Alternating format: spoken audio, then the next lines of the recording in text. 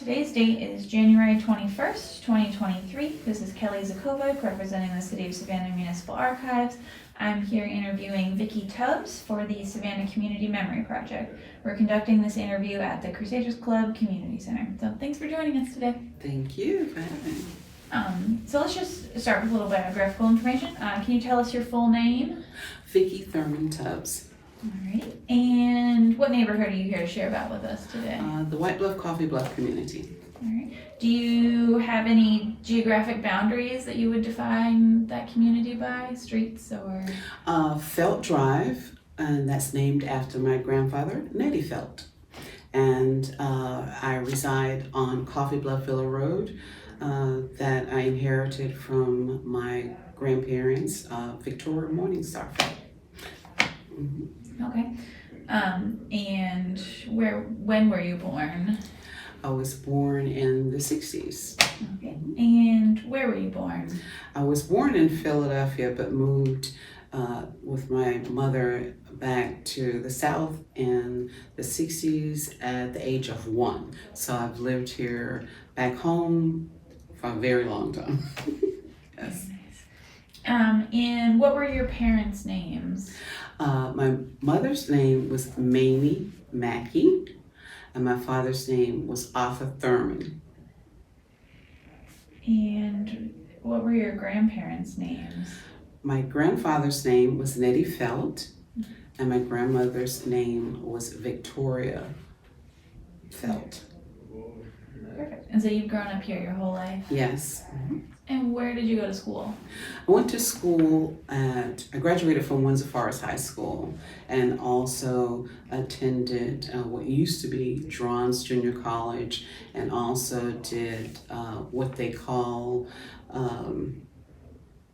dual enrollment these days to Armstrong at the time. Okay. Where'd you go to elementary and middle school? White Bluff, started out at Windsor Forest Elementary, and later on transitioned to White Bluff Elementary School, and later on we went to Bartlett Junior Middle School and Florence, and then later on to Windsor Forest High School, and graduated in 1980. And I think you already told us, but where do you live now? I live in the White Bluff community. All right. And have you lived here ever? You've lived here ever since? Yes, home.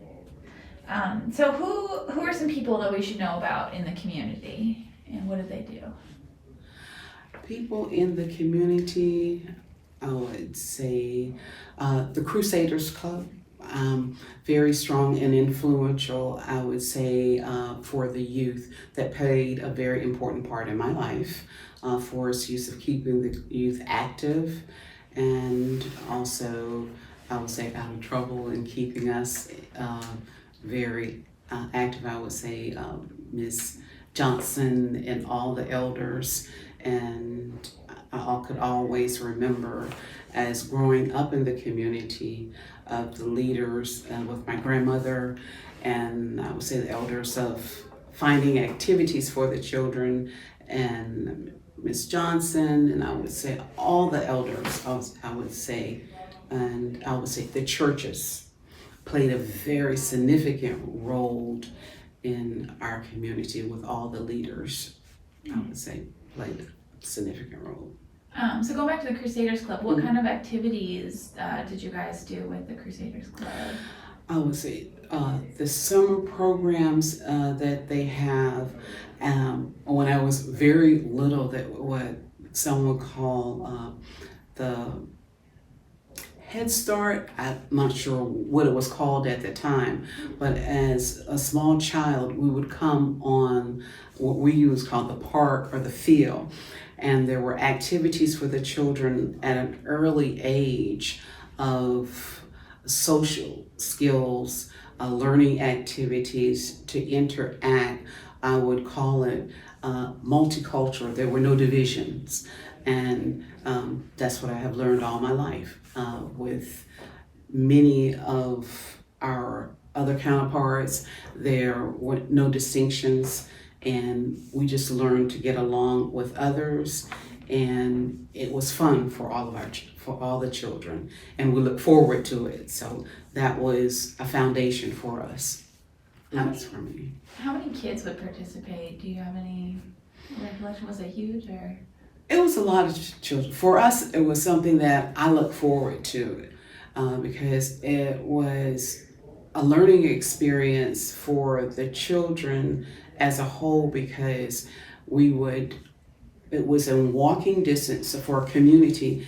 The children, as children, we walked here, and there was, I would say, nothing that we had to fear as some communities of, you would fear, you had to walk your child to this place and that place. We walked there, and we were governed, or we respect, because we had our elders on the porch watching us going and coming. And when we came to the Crusaders Park, we had people in the community that were actually raising us in a sense. So it played a very important part in my life to make me who I am today. Mm-hmm.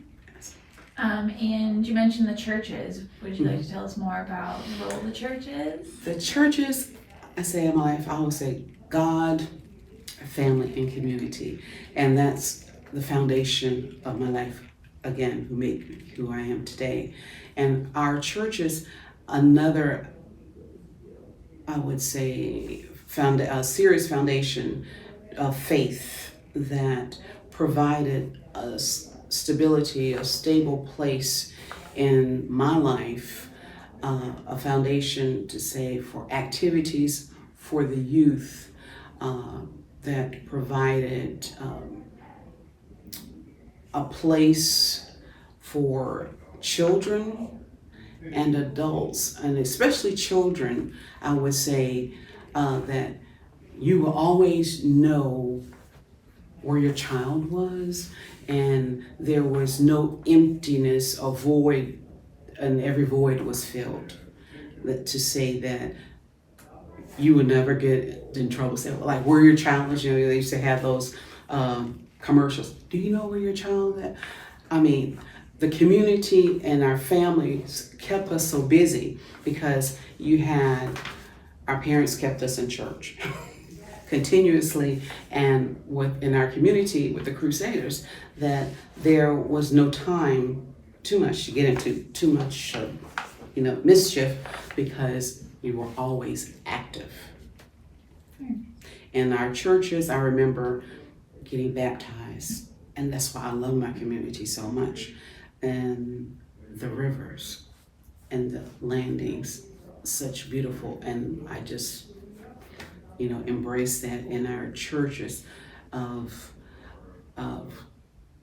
community, the sense of community, of community, of, I would say, church anniversaries, church revivals, Sunday school, of educating and of rearing, and of not only your child, but other children in the community. There was no child, in the sense that it didn't make a difference if that child lived under your roof or not, that you would look out for that other child.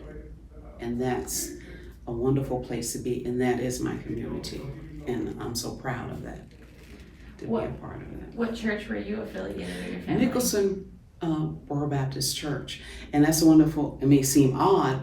My mother went to Sangamon Pleasant Baptist Church, and my grandfather went to Mount Hermon Baptist Church. But on the other hand, I joined another church. And it was because we had one of our deacons, Deacon Morris Sherman, they used to compete in a sense, they would come and they would knock on the door and say, "Oh, Mamie, get these kids ready for Sunday school," And it was the love that they have for the children that said that, okay, get them ready, you're ready. And believe it or not, and they had activities for us, and you used to do this. You stand up and you read, and you have singing, and you do all these wonderful things. And the thing that got me there, they had a Christmas savings, and at the end of the year, you had the money that you saved up during the year, and you had money to purchase items for your family, and that got me, okay. And believe it or not, with me counting, and I wind up going to school in finance and retired in finance, and that played a very important role in my life. And so it's very important. You never know the role that you play in a small child's life, and that was one of the roles. So, And Christmas savings was at Nicholson Borough? It was at Nicholson Borough Baptist Church, and it was at other churches, may have been, but that actually grasped my attention, and I was baptized, and I saw other children as well. And my neighbors, my grandparents, neighbors, and everything, they would just come and get you, okay. And whoever got there first, I mean, I went to this church at the Sunday school, this church at the Sunday school, and I said, hey, however the Spirit led me. And there was no say like, okay, you got to come to this one. They encourage you, and however, the Spirit led you. My mother said, oh no, you have to join this church, So long you were led on the right path, that was fine. Were you baptized in the marsh? Yes, and that was like, okay, all right. Where was there like a spot that people went to do the baptisms? Yes, at that time, and it was, like I said, no, it wasn't creepy or anything. It was a wonderful experience, and sadly to say, it's a tradition that sort of got away from, and I'm sad that my children didn't get to experience it. But you had to wait till the tide and everything was just right. But you would dress all in white, and had that, and they would sing, take me to the water where I baptized, and it was beautiful experience, and everyone would gather, and and it was just a beautiful experience. Where was that spot if you were going to it? It was at different landings. Okay. And the one that we went to, I forgot the name of it, but I know where it's at. And, and I can remember the beautiful oak trees and the moss hanging over it. And, I didn't have a fear, because, they will hold you. My parents and everybody was there. But, you're going in the water, they'll hold you down, okay. But it was something that I looked forward to, because everybody was going to be baptized, and I didn't, weren't by myself. My brother and others were being baptized with me, but, and you didn't have a fear that, now I think about, hey, what else was in that water? But, it was going to be baptized, so, I look forward to that. What road? Just if somebody was trying to find it or tell somebody where it was, is there a road it was on? Mm-hmm. Or? I went to the one right off of Coffee Bluff Road, and it's right there by where the electric company is. What is called, my grandfather used to call it Lavender Landing. Right. I think it was Lavender Landing. You had Tarbert Landing as well. And then right down at the end of our church, Nicholson Borough Baptist Church, right around the bend as well, is several different, and you will go see some of the markers. All of them don't have markers, but you will see some of the markers and that they have that were used to be baptized. And those are some of the same spots, destinations where the slaves actually used to use to actually go fishing, where they purchased the land where we reside today. So they serve many purposes of baptism, and actually where they went fishing for the in and out. So it, significant. Yeah, very. It has a meaning, significant meaning to it.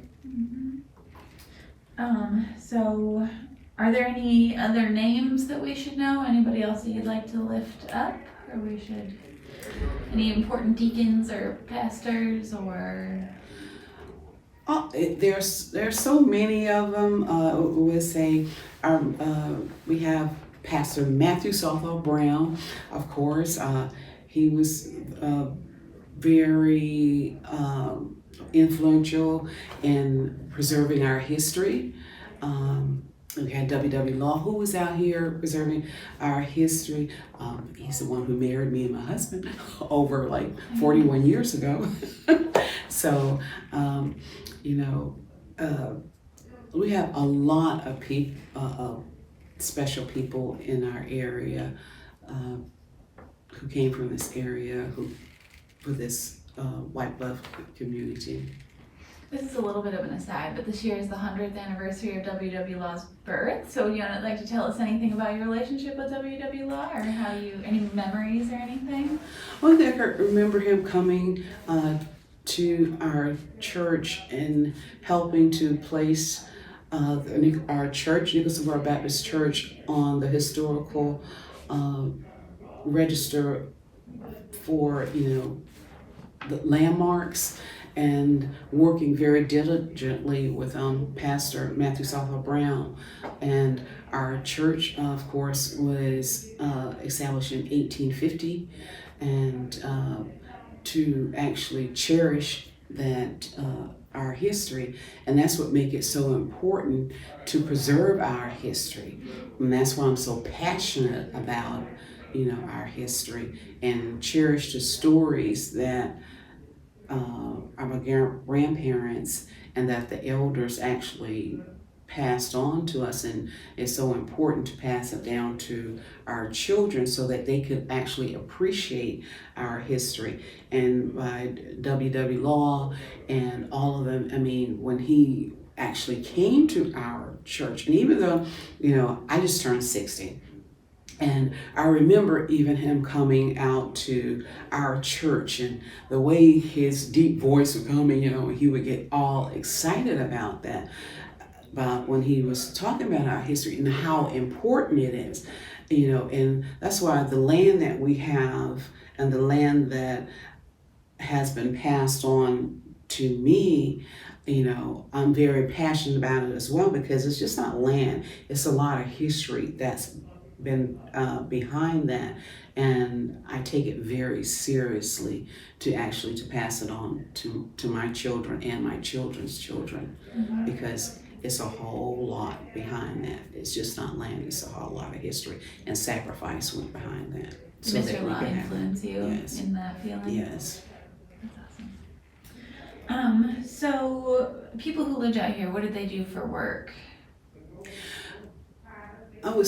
We are very work and proud oriented people, because just like I say, from our history way back from the 1800s, that's how we survive.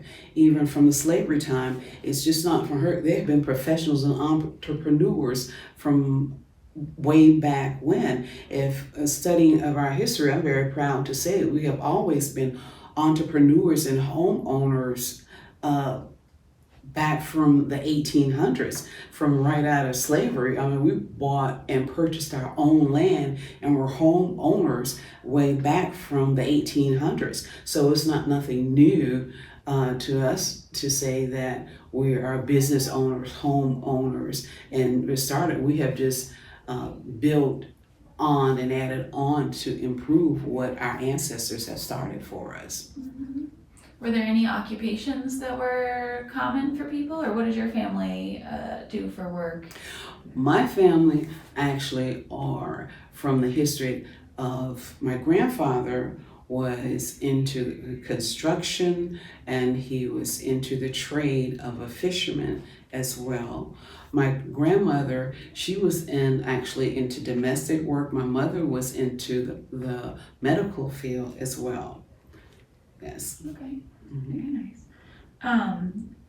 Do you remember any of those businesses or things that the entrepreneurs in the community started? Entrepreneurships, because you study also into, there is one movie that I remember, and you may be familiar with it or not, that they had this movie called Rosewood, and that down in Florida, and it's actually a true story, but unfortunately, it was actually came with a sad ending. We're just the opposite. We actually flourished and was a success. We had our own schools. There were schools. There were actually stores that was established in this area. They had their barber shop. I remember that they were walking. They had a barber shop. They had a beauty shop. They had actually what the what is called a poultry whatever what the chickens farm. They actually sold the seafood. They sell seafood. In order to purchase the land in this area, that's how they purchase the acreage, by selling seafood that catches land. Even the wildlife of, believe it or not, like Granny on Beverly Hillbillies, the possums and the coons that people actually purchase as a delicacy, and also the turtles, whatever, believe it or not, people like those things. And they sold those, whatever, they lived off the land actually to survive and support their families. And they were actually homeowners. Actually, in the archives at the University of Georgia and also in the Savannah Morning News is actually articles written of the swiftness of this community, of how they became the slaves became landowners. They purchased this land and became landowners, and of blacks, of people of color, and self-contained, and actually survived. Be a people as a whole, even in that area where other cultures may not have survived, but they survived because, and just I might say, of their faith and their love of their community, because they work together. Do you remember the names of the barber shop or the beauty shop, or who ran them? I have no idea. That was before my was before my time. Gotcha. But I knew that there were these businesses in the area. These are stories that have been passed down to me by my grandparents, but there were these, I know that was Reverend Johnson were actually one of the barbers in the area, and right next door to my aunt there was a beauty shop, or what I would say, or beautician, right next door to her house. What road was that on? That's right on the Main Street. Okay. White Bluff Road. Okay. And there was a store, and I remember as a child there was 2 stores that were on the main road, and there were 2 businesses as what they will call social clubs that were in the area, what we used to call Dolly's store and Frank's store as well. And there was another store down Rose Dew, and there also was another school, and there was a down Rose Dew, and there was a school right on this by where you would come. I think it's Vernon, I can't think of the name of, but I used to actually get off the bus, and right before you cross that little bridge, right before there, and get off there as small, I can't remember the name of it. But these are schools, and I remember, which actually were before as the Crusaders as well, because my grandmother's uncle, and you can tell my grandmother was born in 1914, so I know that her uncle, which I call him Bubba Hampy, so you're going to tell how old he was, actually started, because as I got off the school bus, I would go in there. until I guess my mom would come. So there was always a place for the children to go. So that tells you, you know, how long ago that they were always working for the betterment of the community. And they push for education to the max, where from this community you have doctors, lawyers, I mean, you have it all. There's no limit to. Do you know the names of any of the schools that were out here? Did they have? I mean, you had Rose Deuce School that I can remember. I don't remember the name. Only thing I remember that, you know, there was a school I remember. Well, Rose Deuce School. I think that was the name of it. Only thing I remember was something there, Rose Deuce, and that was the building that, you know, before you get to Roseau. It wasn't actually down to Roseau, but it was one down to Roseau and one that you can get off the bus before you get to that bridge, but that's not actually Roseau. Are there any other establishments that we should know about that you went to growing up or anything? Or landmarks that we should know about? It's a lot of landmarks. I said entrepreneurship is actually a norm because you gotta think during that time it's critical. As a people of color, there were not many opportunities given. You made your own opportunities and you made it work for you. And there was nothing saying that to say that no, we're actually taken by faith and we made it work, and it worked.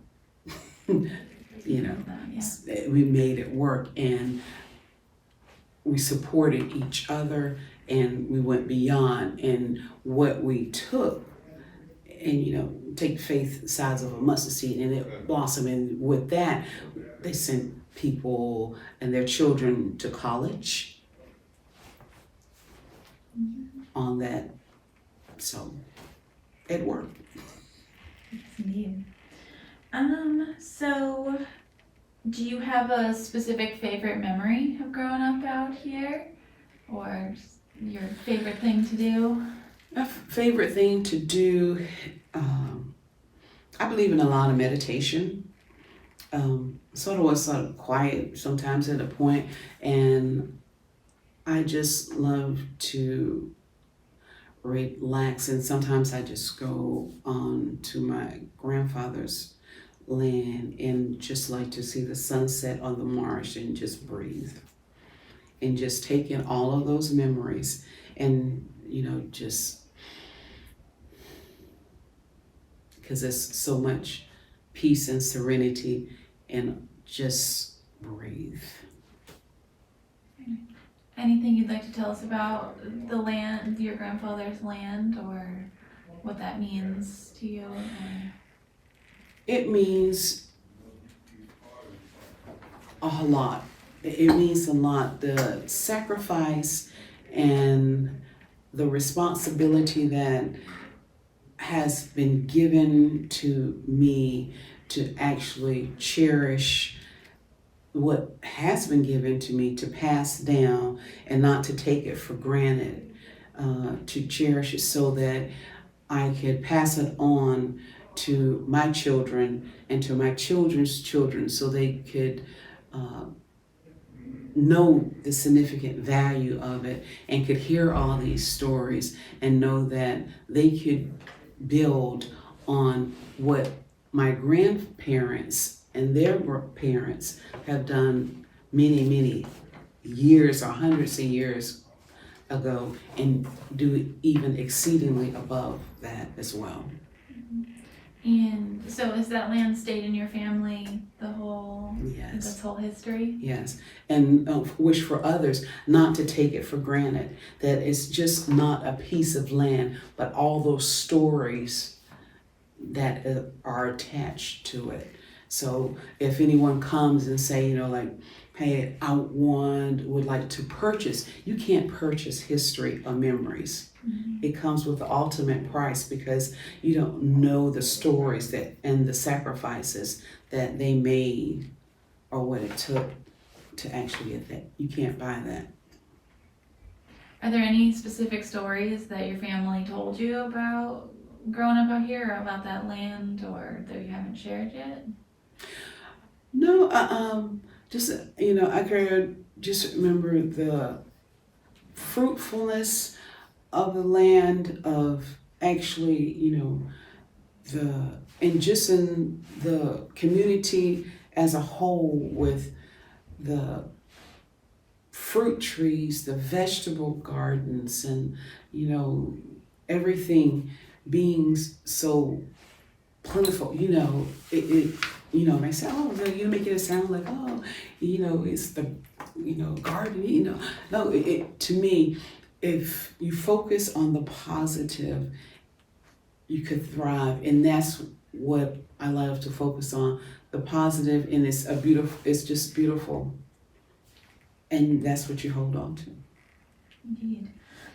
So over your life, how has it changed out here? It has changed with, some not having a significant respect of valuing, it's grown up so much. It's grown up, and that may be of progress, which is a good thing. I mean, we used to have dirt roads, of course, but then we had streets. That's all well and fine, but we still have the love of our community. I love them. Where we're used to have on the park of the Crusaders, we used to have just one little board building. Now we have this wonderful building, which actually accommodates a larger size as our community have grown. The facility have grown, which is wonderful. And it's I love it because we have always been a multicultural community, and it has remained. And I love that because that's the way it should be. And everyone is accepted, and I love that. So 50 years from now, what should we know about this area as it is today? From how it began at our beginnings, and actually to respect the beginnings from which it came, and to remember, if it wasn't for those who actually purchased from the baton of the beginnings, if you don't know where you came from, you don't know where you're going. And to respect those who actually started or began. And for those who actually have the privilege or have the care of the property, to hold on to it and don't let it go. That's really important, yeah. All right, so that's my last formal question for you. Is there anything else that you'd like to share with us or touch on? Or No, that's it. You're good? Mm-hmm. Okay. Well, thank you so much for sharing with us. This was beautiful. A lot of beautiful reflections. So, All right. thank you.